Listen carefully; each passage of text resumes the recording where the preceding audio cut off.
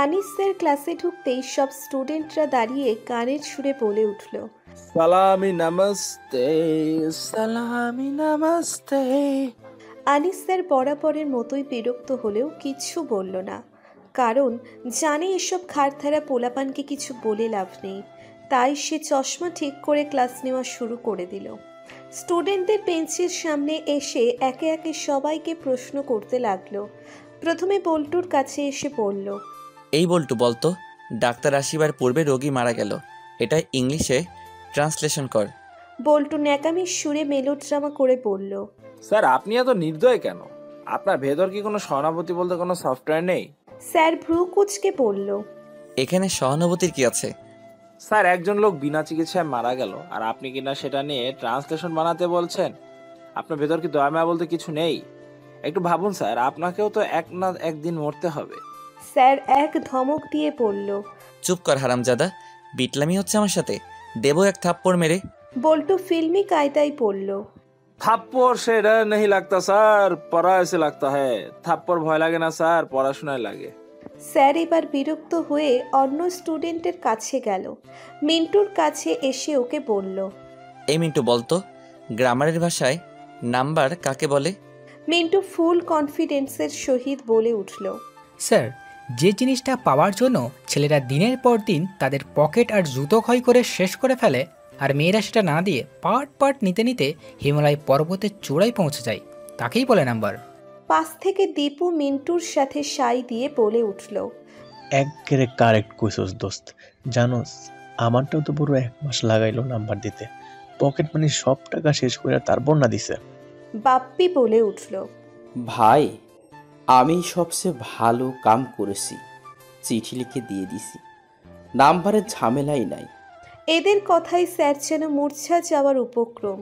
Class 5-এর পোলাপান হয়ে কিসব কথা বলছে, সব কয়টা যে বদমাইশের হাড্ডি তা বুঝতে বাকি নেই তার।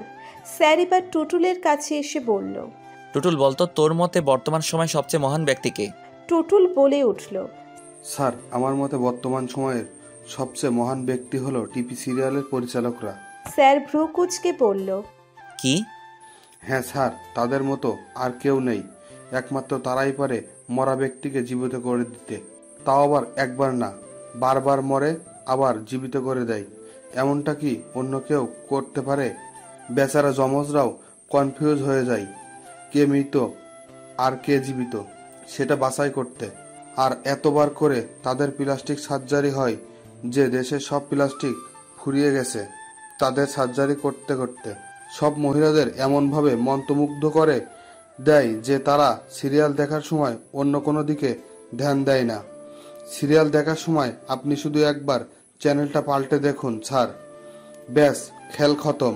তারপর দেখবেন আপনি পৃথিবীর জন্য ইতিহাস হয়ে যাবেন। টুটুলের এই মহান বাণীতে স্যারও সহমত। সেও যে এটার ভুক্তভোগী।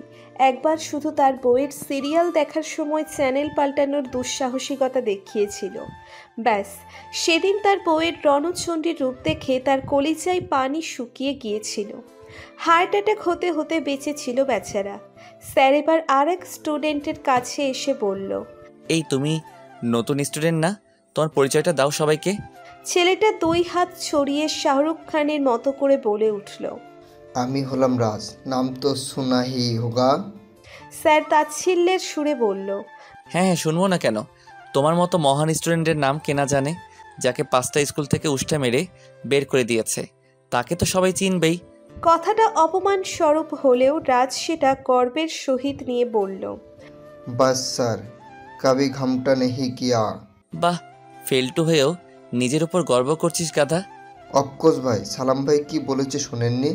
জিন্দেগি মেহে 3 চিজ কো কভি আন্ডার এস্টিমেটের মতো কারনা, আই মিন অ্যান্ড মাইসেলফ। জীবনে 3 জিনিসকে কখনো আন্ডার এস্টিমেট করো না, I mean and myself. Sir এবার লিটনের দিকে তাকিয়ে দেখল। লিটন পাশের স্টুডেন্টের সাথে কি যেন ফুসুর ফাসুর করছে।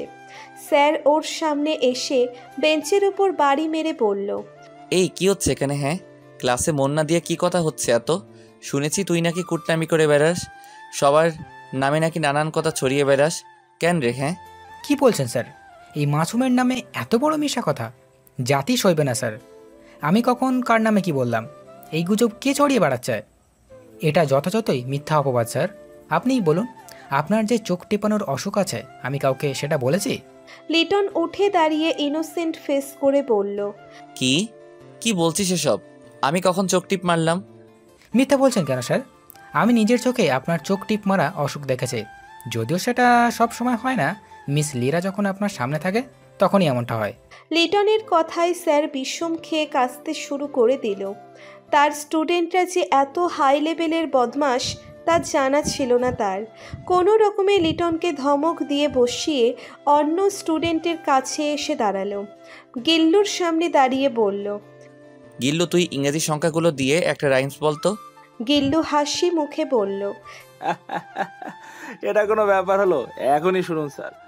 1 2 3 4 get on the dance floor, shoulder hey cheek boy cheek body he cheek me cheek, give me some more, 1 2 3 4 get on the dance floor. Sir একটা ধমক দিয়ে বলল, চুপ কর, এগুলো কি করছিস? সব কয়টা বাদরের দল। স্যার এবার হাসুর কাছে এসে বলল, এ তুই বলতো নবাব সিরাজউদ্দৌলার মৃত্যু কিভাবে হয়েছে? হাসু ভীতু স্বরে বলল, স্যার আমি মারিনি, মার কসম। স্যার শুধু নিজের কপাল চাপড়াচ্ছেন। এ কাদের মধ্যে এসে ফেসে গেছে সে? এগুলো বাচ্চা নাকি জম? স্যার এবার পল্টুর কাছে এসে বলল, এই তুই বলতো, একটা মাঠে 11টা ছাগল ঘাস খাচ্ছে, তার মধ্যে 10টা ছাগল চলে গেল, এখন ওখানে কয়টা ছাগল রইল? পল্টু বলল, কি, একটাও না? কিভাবে 10টা চলে গেলে একটা ছাগল তো থাকে। স্যার আমার তো মনে হইতাছে আপনি নিজেই একটা ছাগল, আরও 10টা ছাগল চলে গেলে একটা ছাগল কি একা একা ওখানে ঘাস খাবে? সেও তো ওদের সাথে চলে যাবে। এতটুকু কমন সেন্স নেই আপনার? আইসে আবার স্যার হইতে। স্যারের এবার সত্যিই মনে হচ্ছে তাকে কে শিক্ষক বানালো। এর চেয়ে তো মাটি কেটে খাওয়াও ভালো ছিল। যাই হোক, স্যার এবার হিল্টুর কাছে এসে বলল, এই হিল্টু বলতো, টেন্স কাকে বলে? হিল্টু ভয়ে ভয়ে বলল। হিল্টু বলল, স্যার আমার শুধু শেষের লাইনটুকু মনে আছে, আচ্ছা তাই বল। তাকেই টেন্স বলে। স্যার এবার রাগে দাঁত কিরমির করে বলল, মজা করছিস আমার সাথে?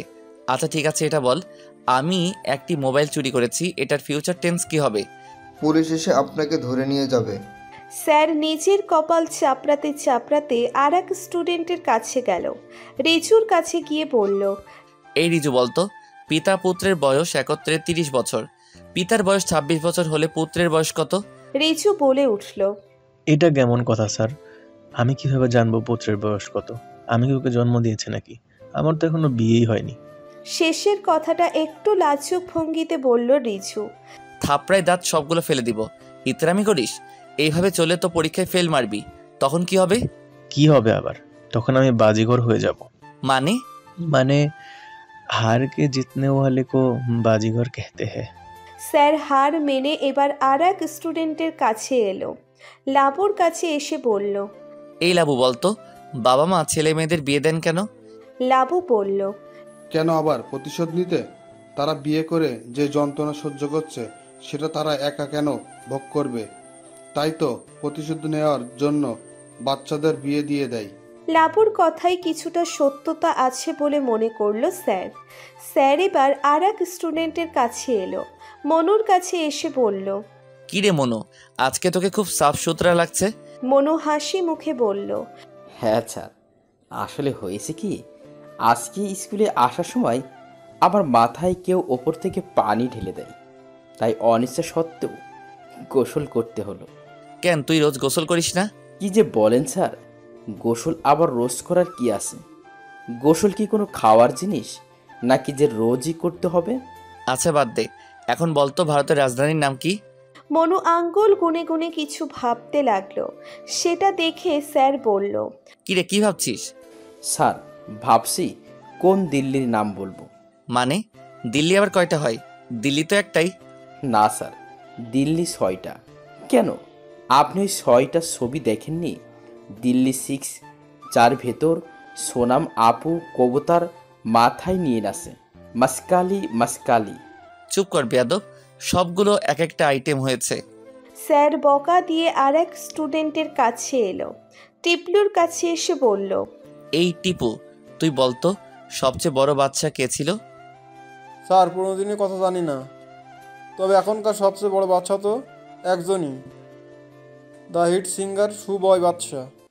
এই কি বলছিস এসব গাধা? আর তোরা দুই ভাই পরীক্ষার খাতায় বাবার নাম আলাদা আলাদা লিখেছিস কেন? যাতে আপনি আবার এটা না বলেন যে আমরা একজন আর একজনেরটা কপি করে লিখছি। স্যার আবারও কপাল চাপড়ে আর এক স্টুডেন্টের কাছে গেল। ববির কাছে এসে বলল, এই ববি, তুই ইংলিশে এত কাঁচা কেন রে? ববি বলল, কে বললো স্যার? ইংলিশে তো আমি টসটসে পাকা। ইংলিশে তো আমার favourite subject. I can talk English. I can walk English. I can eat English. English is a very funny language. How do you do? What do you do? Do you what? Do you do this? Do whatever you do. হইছে হইছে, থাম এখন। আচ্ছা, ইংরেজিতে একটা rhyme কত? Our little river walk Banke Banke into the Boishakh মান্থনি water থাকে, going cow and going car, to side up and down each beach, shining sound where not mud, to side cashborn flower white. ছোট নদী কবিতার এমন চাচ্ছে তাই অবস্থার সহ্য করতে পারল না স্যার। ববিকেও একটা ধমক দিয়ে আর এক স্টুডেন্টের কাছে এলো। রাজুর কাছে এসে বলল, এই রাজু, বলতো সবচেয়ে বড় ভিটামিন সি আছে কিসে? স্যার ভীম সাবানে। কি? হ্যাঁ স্যার, কেন আপনি শুনেননি? ভীম সাবানে আছে 100 লেবু, তাহলে সবচেয়ে বেশি ভিটামিন তো ভীম সাবানে আছে, তাই না? স্যার কপাল চাপড়ে আবার বলল, আচ্ছা বাদ দে, এটা বল, কোন ফ্রুট খেলে ব্রেইন ভালো থাকে? Centre fruit. কি? হ্যাঁ স্যার, কেন ওই যে বলে না সেন্টার ফ্রুট খাও দিমাগ কি বাত্তি জ্বালাও। ব্যাস আর নিতে পারল না বেচারা।